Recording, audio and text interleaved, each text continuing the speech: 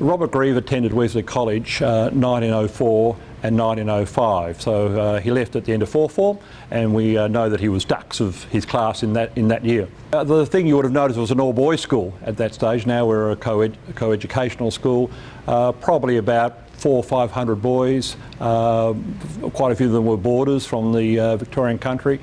Our records indicate that just under 1,100 boys enlisted in World War I. Of that, our records are that 157 died as a result of active service. Their names are up on the two boards there on the left there. After the war, he was a very good footballer and cricketer, and from what we can establish, he was very closely associated with the Old Boys Football Club. And there are stories of him playing for the club and famously coming to a game dressed to go out for dinner. The team was down one player, and he got some boots given to him, took off his dinner jacket, got on the field and played the game, and they won.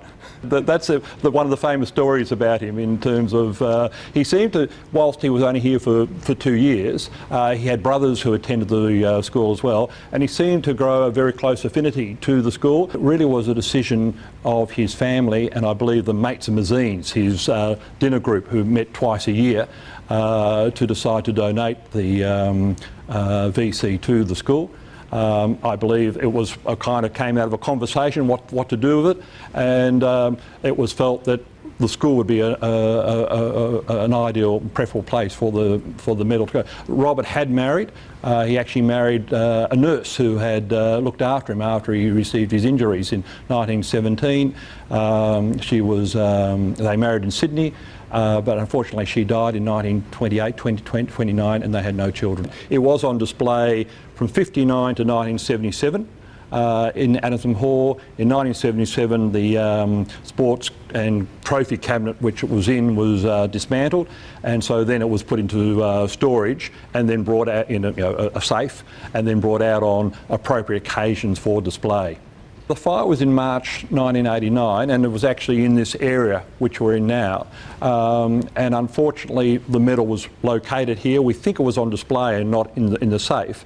And one of the wonderful stories for the school out of the fire was the discovery that the medal was still intact. The ribbon, of course, had been had perished, and a lot was made about how the medal had been constructed out of the Crimean gun barrels, how it had survived the heat of the fire. Of course, that fire was a huge loss to Wesley, for a lot of our memorabilia and our artefacts were destroyed in that fire.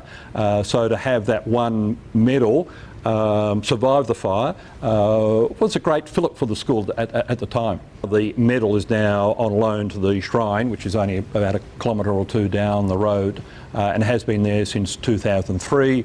A decision at the time of the school was that it was perhaps appropriate for security, insurance and other reasons, and the fact that the shrine was just building its wall of medals there, it was offered for the shrine to look after it on loan, and they gratefully accepted that. Look, it's something we're very proud of. We're very proud of that we have the medal. We're very comfortable and delighted that it's actually at the shrine, so that the rest of the community, particularly the Victorian community, can view it, because it is a medal which is won by a Victorian boy, born and bred, and also one that it's the only one the shrine has, which is a Victorian one, and probably only one of the very few you can actually view in Victoria.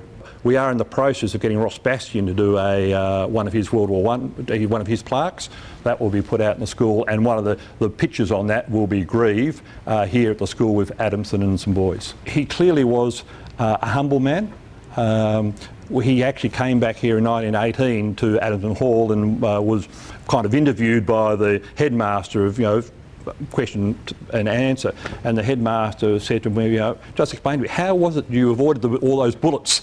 And he said, "Oh, I'm a small little chap, sir. I just, I just hopped around a little bit, and somehow I was lucky." Oh, look, he would have to sit now top handful of men and women from this school. I mean, we're a school here. We boast two prime ministers, Menzies and Holt.